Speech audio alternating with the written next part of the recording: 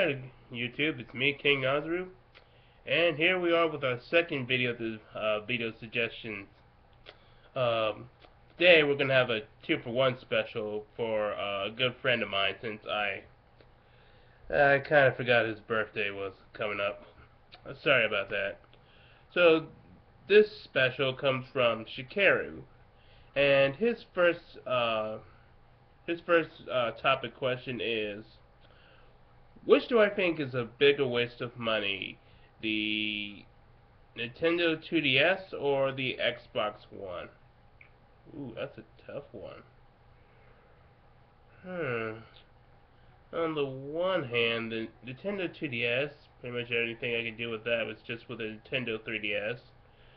Its big appeal is that I won't have to play these games without 3D.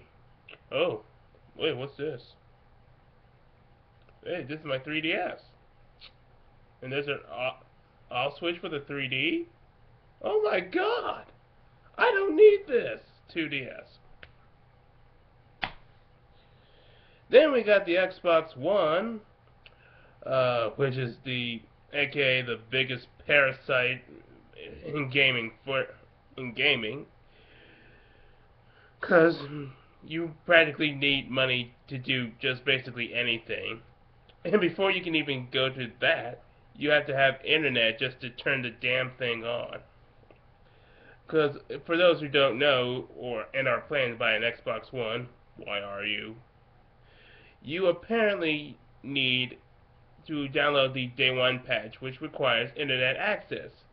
So if you don't have internet access for whatever reason, you just basically bought a giant heavy brick. You let that sink in for a moment.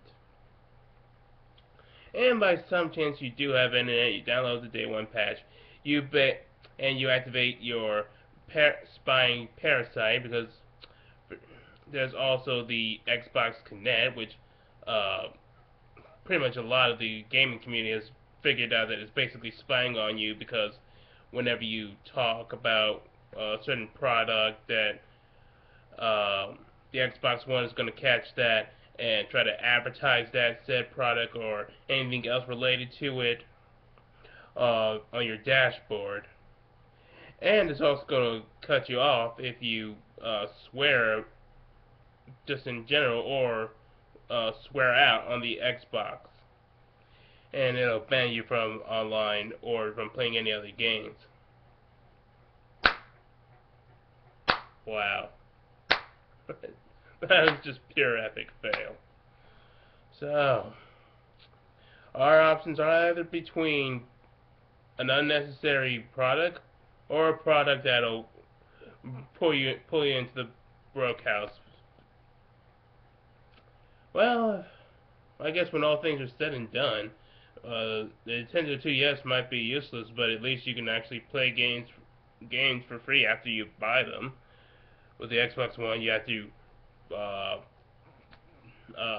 not only download a patch, have the Xbox Kinect mandatory to you, and you also have to do online with the with the Xbox Live Gold membership. There's no other options for cheaper values, and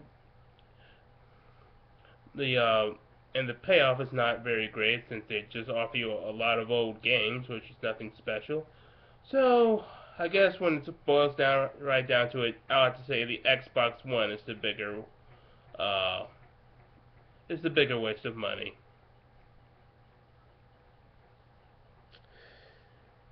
So his next topic is let's see. Here we go. What are you looking forward to in the Amazing Spider-Man 2 game? Well, I am looking forward to the gameplay, which features the Hero or Menace system, which focuses on whether or not you'll be acting heroically, such as fighting crime or saving people. And if you're not doing that, you're being viewed as a menace, and there will be consequences towards that, such as from what I've heard, they recently said that You'll probably take more damage or something. The people will be more fearful of you, and I think there's gonna be like some kind of special task force to take you down or something. And naturally, naturally J. Jonah Jameson is gonna monopolize on that and insult you at every turn for every mistake you make. Like one example, if Spider-Man do doesn't stop mugging, and I'm sorely tempted to make a Spider-Man 2 joke about that, but J. Jonah Jameson will say, "Now, why didn't Spider-Man stop this guy? With all his superpowers, he could have easily wiped the floor with that thug. Just to show you that this guy is not a hero, but a vigilante who should be put in jail right there." So yeah, that's something I'm looking forward to. But I'm sure that you'll probably explore the menace system by, I mean, due to some sort of reward bonus. I mean, because there has to be some positives to the menace system. Or maybe there'll just be a trophy requirement saying that you explore the menace system. I'm also looking forward to the costumes that is going to be available in the game. And we're finally going to have costumes that actually have genuine powers instead of like some of the previous games where it's just a different skin. Uh, for example, the noir costume will be better at stealth, more resistant to bullets, and have a better web range, I believe. The Captain Universe costume will have better healing rate, uh, uh, a wider spider sense range. I forgot what his third power was. And they just announced the symbiote's powers, which is you'll do more damage, you'll take less damage from other opponents, and I forgot what his third power was. I'm also wanting to see how they'll exactly do the story, because as far as we know, it involves Spider-Man trying to track down his uncle's killer, and he's getting help from Kraven the Hunter, which is going to be featured like how Batman Begins did with Ra's al Ghul, or Ra's al Ghul, as it were, and Batman. And he'll most likely betray us when he feels that Spider-Man has become a full-fledged hunter worthy of his skills. So I think that might be interesting, but I want to see how it's going to integrate into the story of The Amazing Spider-Man 2, the movie, because we saw in the trailers that Electro is going to be in this, so it's probably going to either take place after the movie or take place within the same time as the movie and just have different events occur.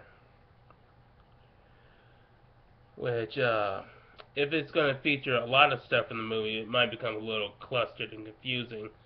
But if they change a few things and they make it work, then I'll be okay with it. Now, one thing I wish that they add in the game is what they had in Spider-Man 2 Enter Electro, which is to allow you to customize your powers, such as if you unlock a costume and you take one power or maybe two of them from one costume and implant it into another. For example, back in the game where I could have the symbiote Spider-Man and I could take Spider-Man Unlimited's invisibility and Captain Universe's invulnerability and combine that with the symbiote Spider-Man's infinite webbing, and that's how it would work. Which feels a feature that they should have implemented out of respect for that game, because they also did much like that game is do have webs with different chemical properties, such as one will cause things to explode and another web property will have the ability to freeze your opponents or whatever. Yeah, this seems pretty interesting, so whatnot. So so I hope that answers all your questions, Shikaru. It was very interesting, and I thank you for you submitting them. Our next question will be coming from Man of Tomorrow 79. So stay tuned for that video.